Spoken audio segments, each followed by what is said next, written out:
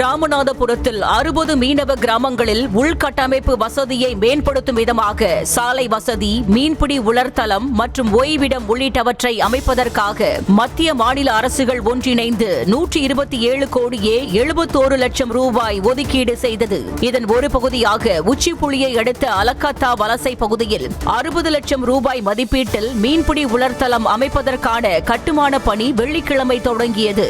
ஆனால் அரசு பணத்தை வீணடிக்கும் வகையில் தரமற்ற பொருட்களை கொண்டு கட்டுமான பணிகள் நடைபெறுவதாக பகீர் புகார் எழுந்த நிலையில் நியூஸ் தமிழ் செய்தியாளர் குழு நேரில் கள ஆய்வு மேற்கொண்டது.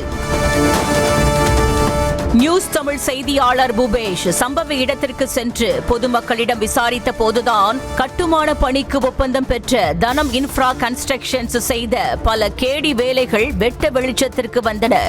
பொதுவாக மீன்பிடி உலர்தளம் அமைக்க 5 அடி ஆழத்திற்கு பள்ளம் தோண்டி அடித்தளம் அமைக்க வேண்டும். ஆனால் இங்கு வெறும் 3 அடி ஆழத்திற்கு மட்டுமே பள்ளம் தோண்டி அடித்தளம் அமைக்கும் பணி நடைபெற்றது.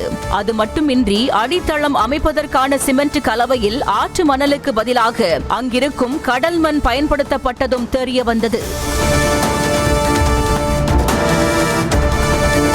அத்தோடு கட்டுமான பணிக்காக அவர்கள் கட்டி வைத்திருந்த இரும்பு கம்பியை பார்த்தபோது பழைய கட்டிடத்தில் இருந்து பெயர்த்தெடுத்து வந்ததைப் போல அவ்வளவு துருப்பிடித்து மோசமாக காணப்பட்டது. 3 அடி கூட தோண்டல, தண்ணி வந்துருச்சு. அந்த இடத்துல தண்ணி வந்துச்சுன்னா அந்த தண்ணியை வெளியேற்றணும். வெளியேற்றாம என்ன பண்றாங்க, அதிலே காங்கிரீட் போட்டுன்னு சொல்லி போடுறாங்க. போட்டா என்ன ஆகுது, தண்ணி வத்த இந்த காங்கிரீட் உள்ளக்க இறங்குது. ஏங்க அதை சரி பண்ணி கொடுங்கன்னு சொன்னதுக்கு சரி பண்ணி கொடுக்கல. காங்கிரீட் போடுறதுக்கு கம்பி வச்சிருக்காங்க, இரும்பு கம்பி, எல்லாமே துருப்பிடிச்சு போன பழைய கம்பி. ஏங்க மாத்தி கொடுங்கன்னா அது துருதாங்க இருக்கு, தொடச்சு போடுவோம்னு சொல்றாங்க. இப்ப கிட்டத்தட்ட ஒரு 60-70 லட்ச ரூபா ப்ராஜெக்ட்ல பண்றேன்னு சொல்றாங்க.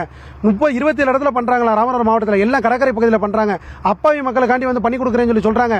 இந்த ஒரு இடத்துல இவ்வளவு தரம் இல்லாம இருக்குன்னா அப்ப 27 இடத்துல எப்படி தரமரமா இருக்குமா, தரம் இல்லாம இருக்குமா?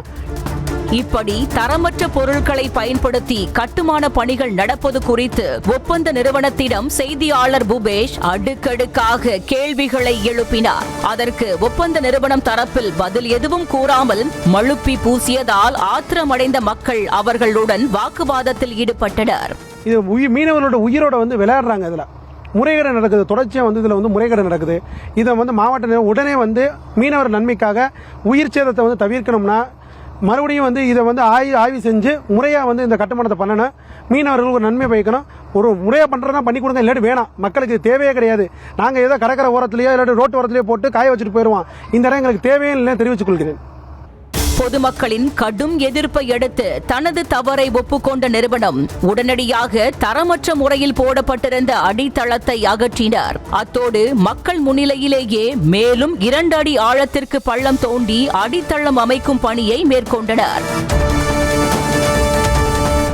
இதனிடையே இந்நிறுவனத்தின் கீழ் மற்ற இடங்களில் நடைபெறும் கட்டுமான பணிகளை சம்பந்தப்பட்ட அதிகாரிகள் உடனடியாக ஆய்வு செய்து கட்டடங்கள் தரமான முறையில் கட்டப்படுவதை உறுதி செய்ய வேண்டும் என மக்கள் கோரிக்கை விடுத்துள்ளனர். நியூஸ் தமிழ் செய்திகளுக்காக ராமநாதபுரம் மாவட்ட செய்தியாளர் பூபேஷ் சந்திரன்.